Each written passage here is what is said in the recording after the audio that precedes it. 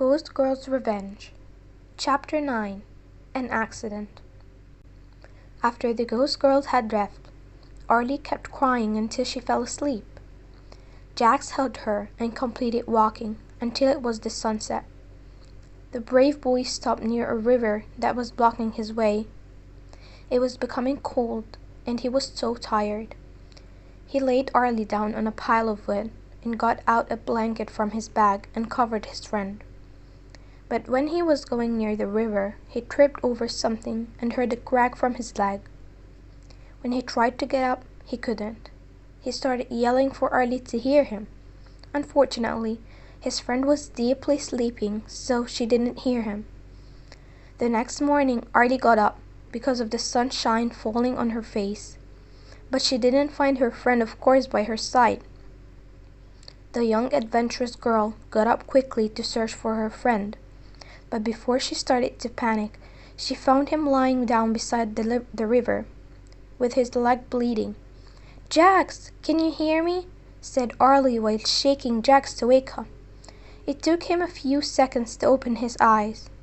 "Ouch, ouch, my leg hurts so badly," he screamed. "I know it's bleeding. Hold on a second, I will go bring my bag. I probably have a small first aid kit," said Arlie in a nervous voice. As soon as Arlie went to bring her bag, Jalen appeared for Jax and warned him by saying, "If you didn't let me take your friend's soul, you won't see your parents again." Jax heard this with a great shock, and he didn't know what to do. Before he opened his mouth to talk to her, she left. A few seconds later, Jax saw Arlie coming, but he saw Jalen coming after her with a rope in her hand. Jax tried his best to crawl or creep to be able to warn Arlie. So he creeped and creeped as fast as he could and kept yelling, "Arlie, watch out! Come on faster! Come on!"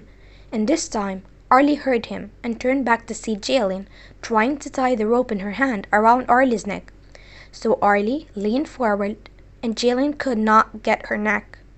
As fast as possible, Arlie ran until she approached Jax, and she helped him up and started running through the forest.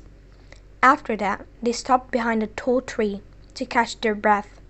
Arlie, without thinking, got out her kit and found a loan and a needle. Jax was screaming out of pain, so Arlie decided to pick up her courage and sew the bleeding part. "Look, I'm not a doctor, and I don't know if this is going to work or not, but we need to try to stop this bleeding leg," said Arlie to Jax with tears in her eyes. Arlie started sewing and Jax was screaming, but the bright side was that she could sew the bleeding part and wrapped her friend's leg with the loan. "Thank you, Arlie. I don't know if you weren't here what would have happened. I would have probably died," said Jax to Arlie with a smile. "So, what will we do? You can't walk and there is no one in this dark forest to help us," asked the courageous girl. "Wait a minute, do we still have that magical map?" asked Jax in excitement. "Yes, we do," answered Arlie. Jax asked his friend to pass it for him. "Of course, some people live in this forest. It's so cold now, so if there is any house nearby, its chimney will be smoking, so it will appear on the map," said Jax. "Why haven't we thought about this since the first day? It's a brilliant idea," answered Arlie with a great happiness.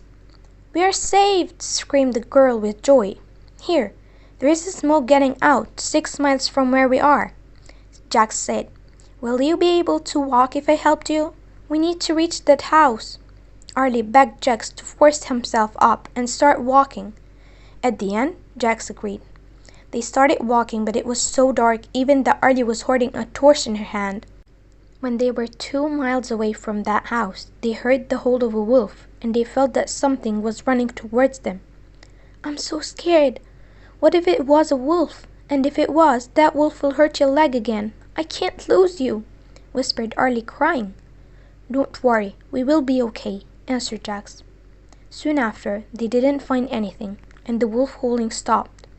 The two friends completed struggling until they reached the place that the map showed that to have a house with its chimney on. Regrettably, they didn't find anything, and when Jax opened the map to check that was the place, he found that the smoke that was getting out of the host chimney disappeared. "That wicked witch! Of course it was one of her tricks to drag us here," grumbled Jax. "We need to take care. It's possible that she had set some traps for us," agreed Arlie.